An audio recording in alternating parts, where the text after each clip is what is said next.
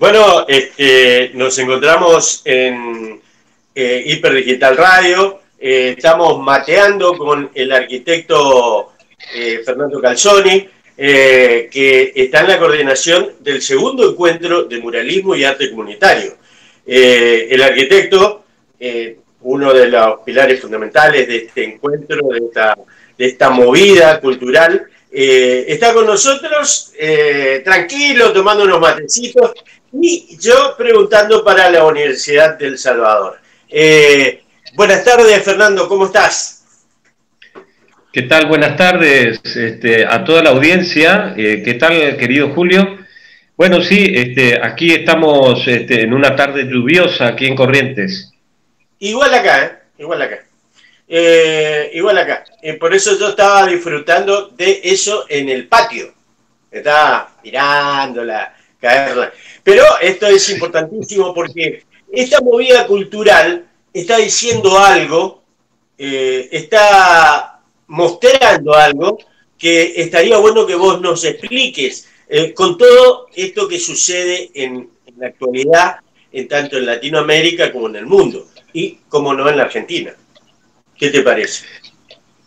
Sí, bueno, hace ya 30 años que venimos desarrollando aquí en la región y particularmente en Corrientes el proyecto de los murales, ¿no? Si bien en Resistencia hubieron experiencias anteriores a lo de Corrientes, fueron muy puntuales.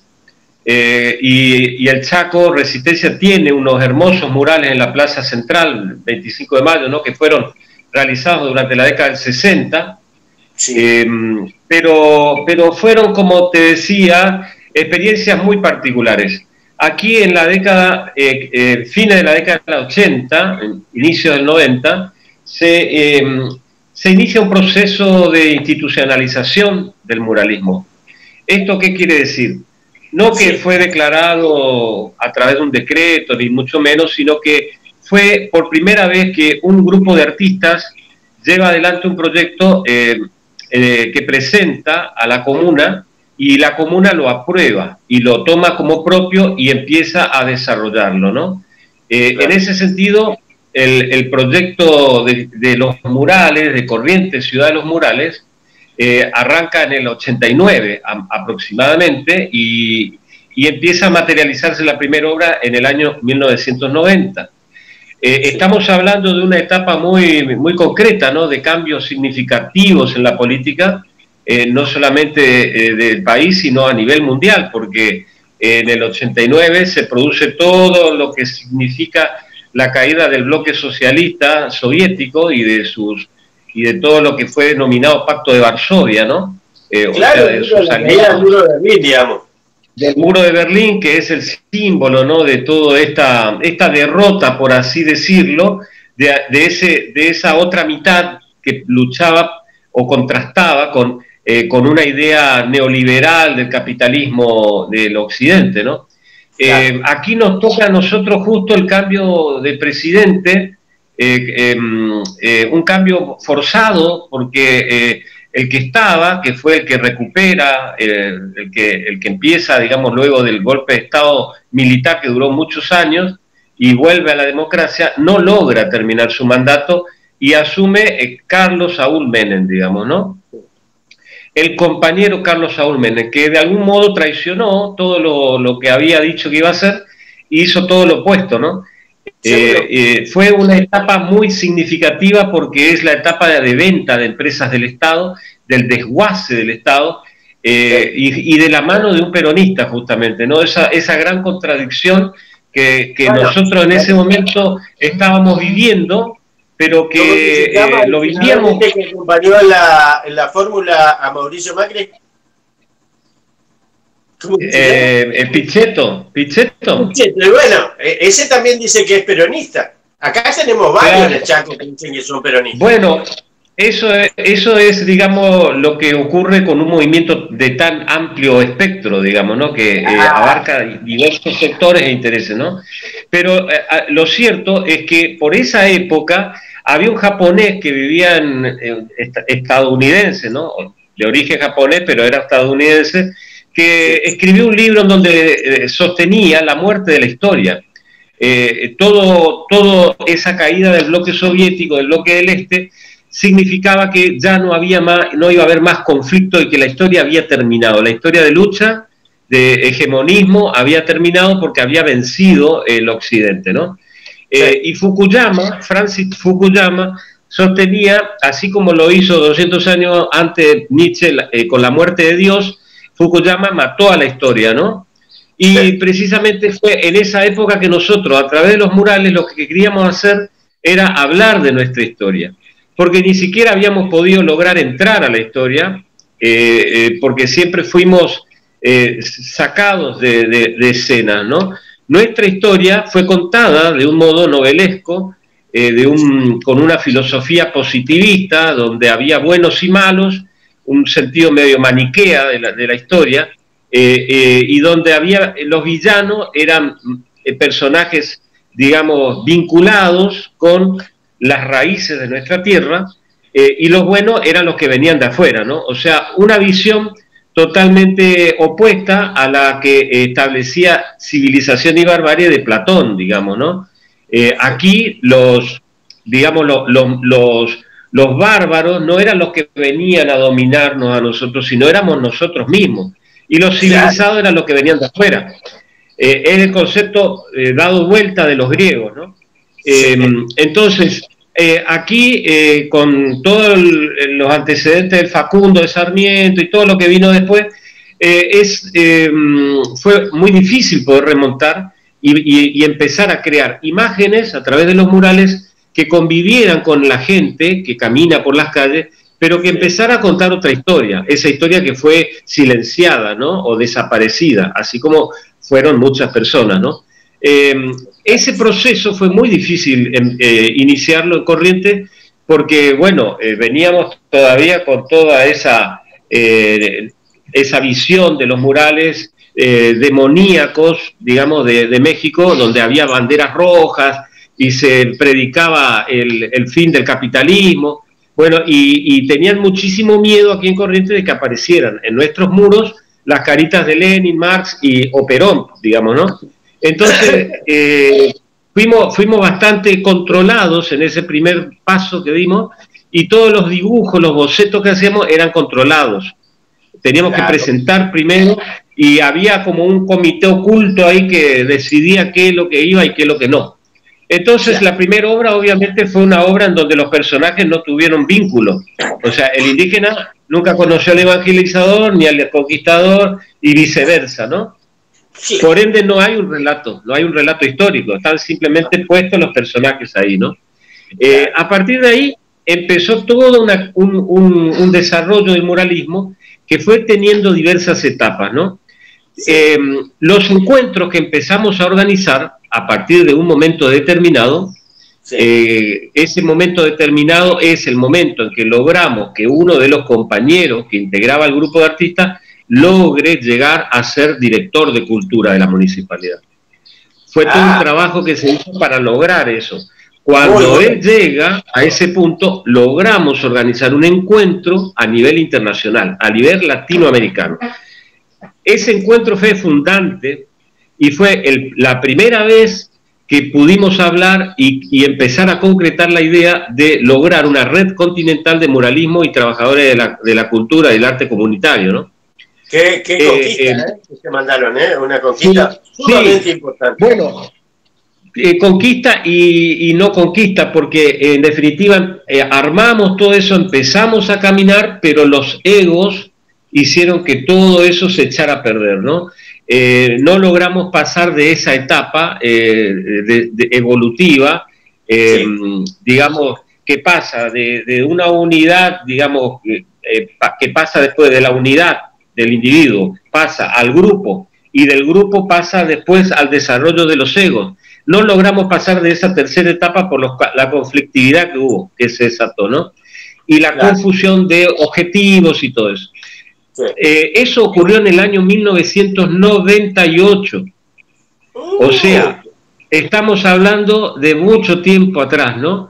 Sí. Hoy bastante tiempo más adelante volvemos sobre esa idea, pero ya con un nivel, digamos, de crecimiento, creo, ¿no? Entiendo que es así, de evolución y de sumatoria de otros actores en la escena, que nos permite hacer un segundo encuentro, que es este que estamos desarrollando ahora, de carácter virtual, empujados por la situación de pandemia, que nos obligó a encontrarnos con las redes y a buscar otros medios, pero fue muy bueno porque esto lo que nos permitió fue hacer un encuentro en donde no teníamos la necesidad de abocarnos a conseguir los recursos materiales, ya sea para los artistas, los pasajes, los alojamientos, los materiales para las obras, los reconocimientos, en fin, una serie de recursos que siempre corríamos atrás de ellos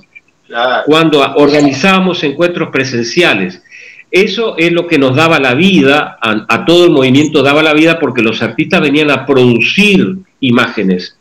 Los últimos encuentros que hicimos en Corrientes tuvieron que ver con la idea de hacer imágenes de lo que había ocurrido aquí en la etapa inicial, luego de la Revolución de Mayo, esos primeros 10 años que se dan, que es la construcción del proyecto Artiguista, que fue el primer proyecto nacional y popular que tuvimos, que fue derrotado, ¿no? Fue derrotado. Pero aquí en Corrientes particularmente ocurrieron muchos hechos, luchas, batallas, hubieron muchísimos héroes que la historia no los reconoce como tales, más bien los asocia con bandoleros, y fueron ejércitos de origen guaraní que lucharon no solo contra el dominio español, sino contra el dominio portugués, del imperio portugués, y también contra la traición británica, digamos, instalada en Buenos Aires, ¿no? O sea, la traición de los porteños, en definitiva, ¿no?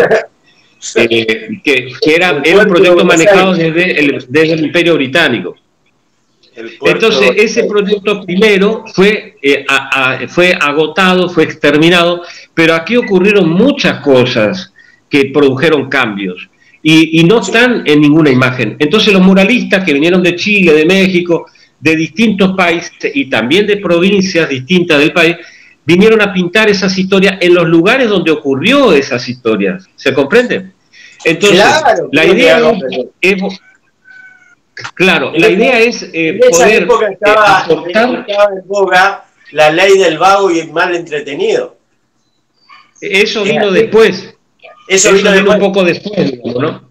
Eso vino un poco después, pero digamos, tiene que ver con esto que decía antes de civilización y barbarie, ¿no?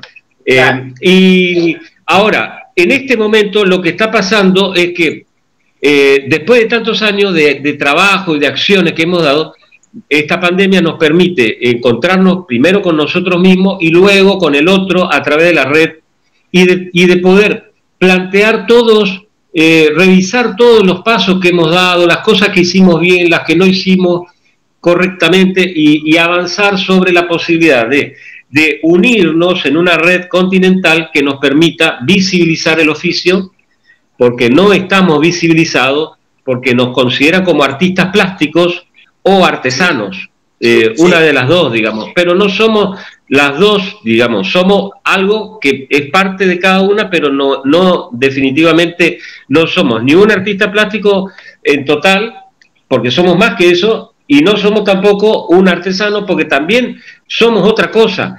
Y además le agregamos otro oficio, que es el del trabajador social y el del docente. O sea, nosotros somos artistas plásticos, artesanos, trabajadores sociales y docentes, todo metido en una batidora, y ahí sale el muralista. Claro. Ese es nuestro trabajo, pero nuestro trabajo no está visibilizado, no tiene un marco, digamos, ¿no? Bueno, entonces cuando hay un programa nacional... Para hacerlo ver. Habría que trabajar para hacerlo ver. Habría que trabajar políticamente para hacerlo ver. Estamos haciendo eso justamente en esta etapa, ¿no? Y como tenemos un gobierno actual favorable, favorable en el sentido de poder ver y escuchar, lo cual no ocurría hace unos años atrás, ahora estamos avanzando en este sentido, ¿no? Avanzando lentamente, pero estamos avanzando. Entonces, es como una apertura enorme que se está dando a partir de las redes, porque estamos logrando objetivos que siempre estuvieron en la agenda, pero que nunca fueron atendidos de manera efectiva, ¿no? Y ahora estamos tratando de ocuparnos de ello. Estos encuentros nos permiten abordar toda esa temática, poder entenderla, entendernos también en qué proceso estamos de evolución y poder acompañar a aquellos que son más jóvenes, a las nuevas generaciones, a aquellos que también hacen otro tipo de muralismo, que no es el que yo describí recién, sino que está más vinculado con una expresión tipo arte urbano, street art, más vinculado al cartel, digamos, ¿no? A la propaganda, tienen otra estética, pero que de igual modo forman parte de un gran colectivo en los que tenemos los mismos conflictos y los mismos problemas, o parecidos al menos, ¿no? Entonces, de lo que se trata es de empezar a tener algún tipo de incidencia en las políticas de los estados, ¿no? Claro. Y también en las políticas de las Naciones Unidas, porque Naciones Unidas tiene muchos programas a nivel cultural, pero nosotros no existimos, no estamos presentes en ninguno de ellos. Entonces vamos por eso, por reivindicar eso, por ocupar esos espacios y darle vida a la letra muerta que está escrita en un montón de cartas orgánicas de los derechos humanos de las Naciones Unidas, donde habla del derecho a la cultura y al trabajo de la cultura, pero que nunca nadie la aplica, porque es como letra muerta. Son cosas que se escribieron, que están aprobadas, pero nadie las hace valer. Entonces, vamos por todos esos derechos que están, que nos pertenecen, y la única manera de hacerlo, o la más efectiva, es uniéndonos, uniendo todo el continente, ¿no? Vos sabés que a mí me dieron una batería de preguntas para hacerte, pero vos me estás robando el oficio. Yo estoy intentando preguntarte y vos hablas solo, no me dejás. Porque, te explico, es interesante que podamos desarrollar las preguntas que envió la Universidad de El Salvador.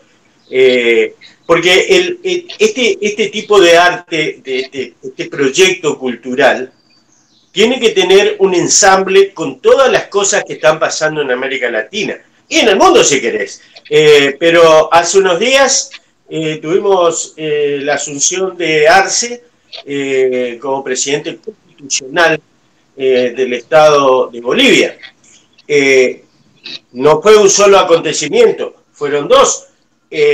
Alberto Fernández acompañó a Evo Morales a cruzar, a volver a la patria, a su patria, a nuestra parte de nuestra patria grande, ¿no?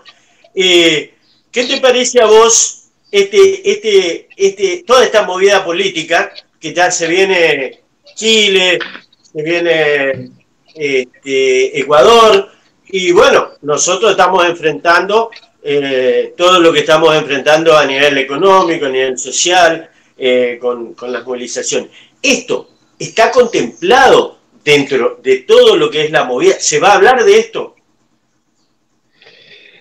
Bueno, nosotros tenemos como objetivos dentro de este encuentro y crear una organización que permita trabajar sobre el sujeto, que es el trabajador del arte, y sobre el objeto, que es la obra, ¿no?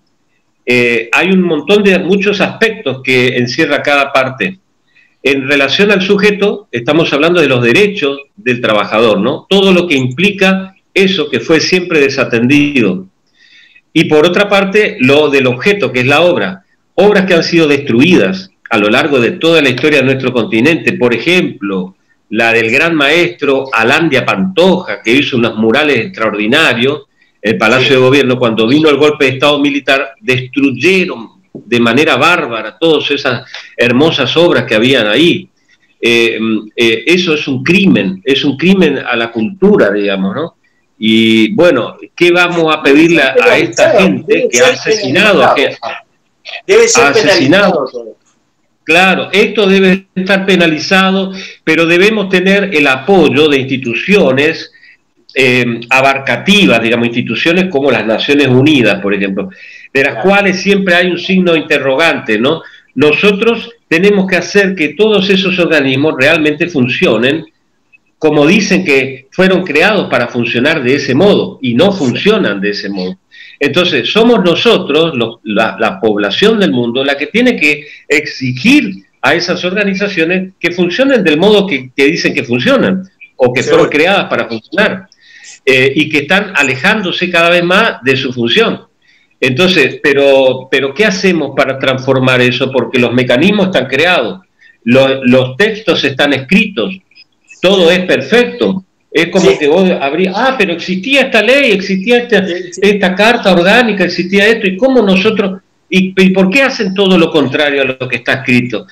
Bueno, porque nadie ha reclamado, nadie ha hecho nada para que eso se cumpla, digamos, ¿no? Pasa lo mismo con las leyes que tiene cada país, ¿no? Las leyes están escritas, pero nadie las respeta en definitiva, ¿no? O cuando un rico no respeta, no pasa nada. Cuando un pobre no la respeta, va preso.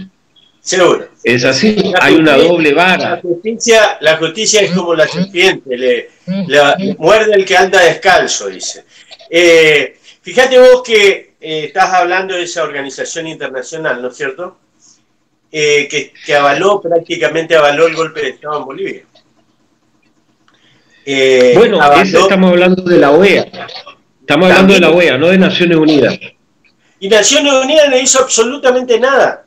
Nada. No hizo nada, exactamente, porque hay una competencia entre ambas. O sea, Naciones Unidas no puede intervenir porque es un ámbito de intervención de la OEA. Entonces, donde interviene la OEA no puede intervenir Naciones Unidas, digamos, ¿no?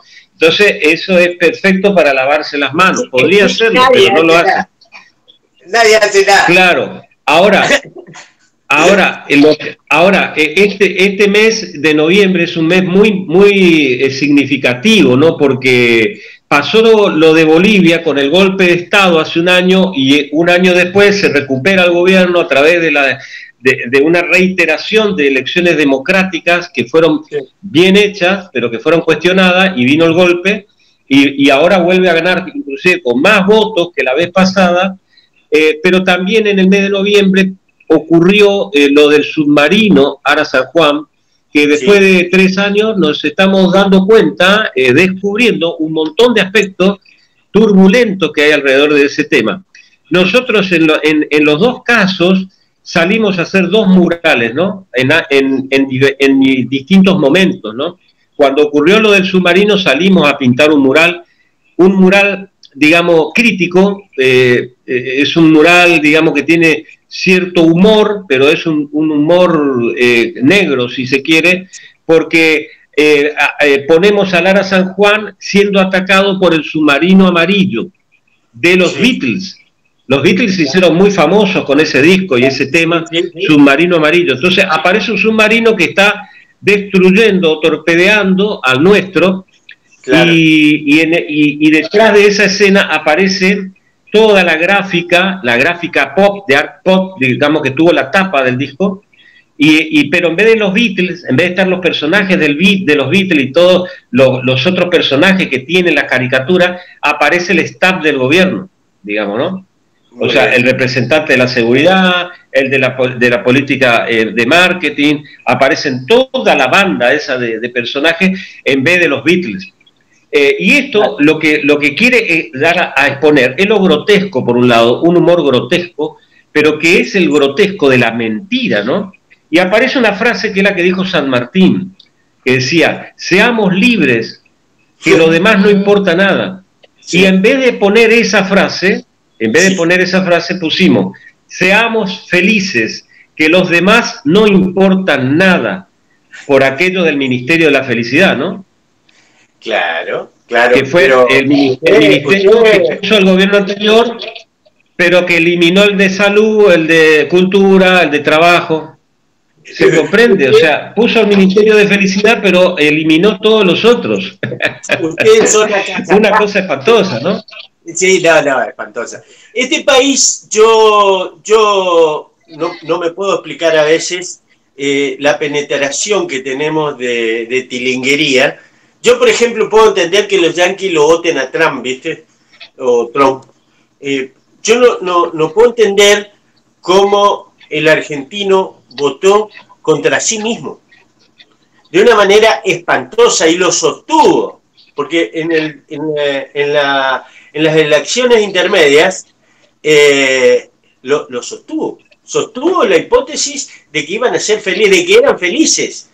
Y fíjate que ustedes ensamblan, está bueno, que ustedes ensamblen todo ese estado, esa situación, ese acontecimiento nefasto, y lo trasladen a un muro, que quede ahí, a la vista, para que se vean, Lo mismo pasó con Bolivia. Cuando vino el golpe de Estado, salimos a pintar con todos los compañeros un mural que aparecía una chola con su pollera característica pateando una valla policial con cañones. Los cañones son las letras que dice FMI, con caños así, como si fueran armas que están apuntando al pueblo. Y de esas armas van colgadas unas letras, como dando vueltas así, que está la sigla de la OEA, dice OEA, y la chola está pateando eso, digamos, ¿no? Como diciendo, basta, digamos, ¿no? Está resistiendo al avance, ¿no? Del golpe de Estado. Y bueno, y después hay una imagen de liberación del colibrí que rodea la escena, y un mapa, ella está cargando, digamos, con un aguayo que tiene forma de continente sudamericano, ¿no? Claro. Entonces, quiero decir que el mural tiene esa función, o es una de sus funciones principales esa, ¿no? La de poder expresar una injusticia en una pared, expresar la demanda de un deseo, digamos, ¿no? Claro. Denunciar algo que está pasando. Y eso es lo que salimos a hacer. También hacemos otro tipo de obras que son como más patrimoniales, ¿no? Más cuidadas, porque pensamos que deben permanecer más tiempo, y entonces hay como otro trabajo de investigación, ¿no? O sea, dentro del muralismo hay una gran diversidad de matices, de posibilidades, tanto en técnicas como en expresiones, ¿no? En contenidos. Pero el mural en sí siempre es... ¿Cómo trasladamos este movimiento cultural? ¿Cómo trasladamos este movimiento cultural a una organización política, no partidaria, sino organización política que explique distintos hechos de la historia y que vaya plasmándolos en un mural? Bueno, nosotros no somos una organización política, somos o pretendemos ser una organización cultural con su propia política para ser desarrollada, ¿no? Yo creo que nuestro país, nuestro sistema y muchos países de la patria grande deberían tener un poder, un cuarto poder, que es el poder de la cultura, o sea, el poder cultural. Porque Argentina, por ejemplo, ¿no? Y más allá de que este es un reportaje para toda Latinoamérica, Argentina fue conocida por su carácter cultural, fundamentalmente, por su amplia gama de intelectuales, por todo su desarrollo en la educación gratuita y pública, por los científicos que han llegado a escaños, a niveles muy altos y que han sido cooptados por el poder hegemónico, ¿no? Llevados afuera. Esta es una tierra de grandes genios y siempre hemos sido reconocidos por la cultura. Porque si hablamos del fútbol, por ejemplo, el fútbol es cultura. Y cuando hablan de Argentina, hablan de Maradona afuera, ¿no? Entonces, vos decís, pero ¿cómo? Tenemos tanto genio y sin embargo es Maradona la figura. Y porque el fútbol es y ocupa un espacio significativo en la cultura. Entonces, si nosotros tenemos una gran cantidad de literatos, escritores, pensadores, intelectuales, que saben mucho más de historia y de cultura y de política que los propios políticos, que son muchos de ellos verdaderos asnos, o sea, gente que llega a ser diputado, a ocupar cargos sin tener ni idea de lo que es su país ni su tierra. Entonces, ¿por qué tenemos que seguir la cultura a la cola? ¿Por qué la cultura tiene que seguir a la cola y dependiendo de todo un poder ejecutivo que en definitiva el poder cultural puede ser una apoyatura gigantesca para ese poder ejecutivo? ¿Me entendés? ¿Se entiende eso? Y nosotros como poder cultural debería depender de ese poder cultural las comunicaciones, todo el sistema de comunicaciones, debería depender la educación, el sistema educativo, deberían depender la ciencia y la tecnología, o sea, una gran cantidad de cuestiones que pasan por la cultura deberían ser materia del poder cultural y no de otro poder. ¿Se comprende eso? Y esto es algo que yo vengo escribiendo, vengo estudiando, porque lo quiero presentar también como una idea, porque esta es época de producir ideas. Esta pandemia nos está llevando a un lugar que nos exige eso. Y este encuentro, este segundo encuentro de muralismo y arte comunitario tiene como objetivo también eso, ¿no? Lograr poder avanzar todo lo que hemos quedado retrasado en tanto teoría y procedimientos, digamos, ¿no? Del pensar de lo que venimos haciendo. Porque nuestro oficio nos ha empujado a producir, pero no hemos tenido el tiempo suficiente y necesario para parar la pelota y ponernos a pensar cómo seguimos y para qué lo vamos a hacer, ¿no? Interesantísima charla con el arquitecto Fernando Calzoni, del proyecto cultural Maíz y de esta movida, el segundo encuentro de muralistas y arte comunitario. Yo estoy desde acá de Hiperdigital Radio para la Universidad del Salvador y para Latinoamérica. Si tenés algo más para agregar, lo redondeamos y vamos finalizando, arquitecto. Sí, perfecto. Yo quiero aclarar también que soy parte de un proyecto cultural que se llama Proyecto Cultural Maíz y que es un proyecto que de algún modo viene sosteniendo estas banderas que he expresado recién, ¿no? O sea, como esencia, ¿no?, del pensamiento, ¿no? Por ir por una verdadera emancipación y soberanía política, económica, ¿no?, de nuestros pueblos.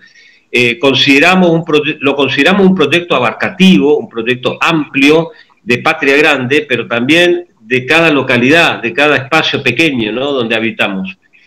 Consideramos que la historia es, digamos, la política del pasado, ¿no? Y traerla al presente es importante porque no es algo muerto. La historia también es algo que está vivo, porque en la medida que excavemos, hagamos una zanja, encontremos un huesito de una persona, ya la historia cambia, empieza a reescribirse, porque empieza a haber otro elemento que va modificando cosas, digamos, ¿no?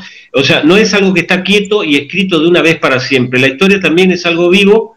Y así como son las naciones, así como somos nosotros, cualquier cuerpo orgánico tiene su tiempo, digamos, de desarrollo y evolución, y consideramos que el arte también, porque es parte de eso, ¿no?, de toda esa energía. Yo quiero agradecer en esta oportunidad a la Universidad del Salvador y a la Secretaría de Cultura y la Facultad de Arte de la Universidad del Salvador, porque gracias a ellos en este segundo encuentro estamos pudiendo contar con toda la apoyatura técnica y la plataforma y la asistencia, ¿no?, para poder llevar adelante este proyecto. Así como en el primero fue la Universidad del Nordeste y la Facultad de Arquitectura, aquí en la región, ¿no? Entonces, la idea es ir viendo cómo podemos ir sumando voces y acciones en distintos puntos geográficos del continente, que es bien grande, ¿no?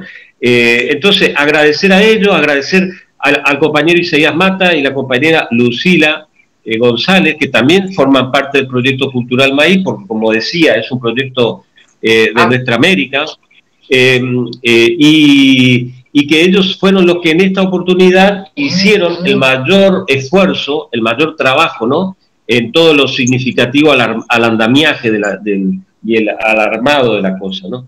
Así que quiero agradecerle a ellos, a todas las personas personal, digamos, de la universidad, que está a veces, en todos estos días, está como un par de horas más de las que tendría que estar, obligado a rendir homenaje aquí, en este espacio, a ellos, que por lo general no aparecen en ningún lado, pero son de los que depende todo para que funcione como corresponde y podamos comunicarnos entre todos. Así que muchas gracias a todos, al Proyecto Cultural Maíz, a vos, a tu medio, en Resistencia Chaco, Julio Molizano, muchas gracias por este reportaje y gracias a todos los que están escuchando.